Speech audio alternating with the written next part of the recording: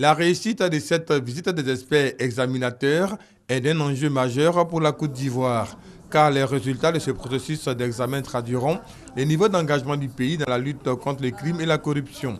Cette mission a pour interlocuteur direct la haute autorité pour la bonne gouvernance. L'intérêt de cette mission pour la Côte d'Ivoire, c'est de montrer que la Côte d'Ivoire applique effectivement la Convention des Nations Unies contre la corruption. Les résultats de la mission pourraient constituer un atout susceptible d'améliorer davantage le rang de la Côte d'Ivoire au classement des pays les moins corrompus.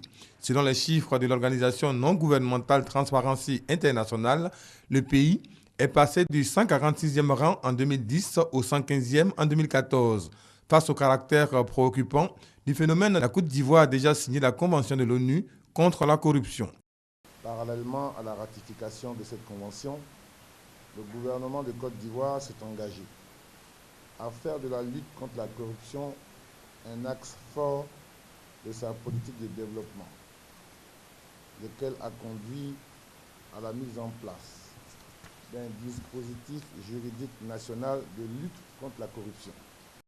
Ce dispositif est matérialisé par l'ordonnance relative à la prévention et à la lutte contre la corruption et les infractions assimilées, la création de la haute autorité pour la bonne gouvernance et la prise de plusieurs tests réglementaires destinés à consolider ce dispositif juridique.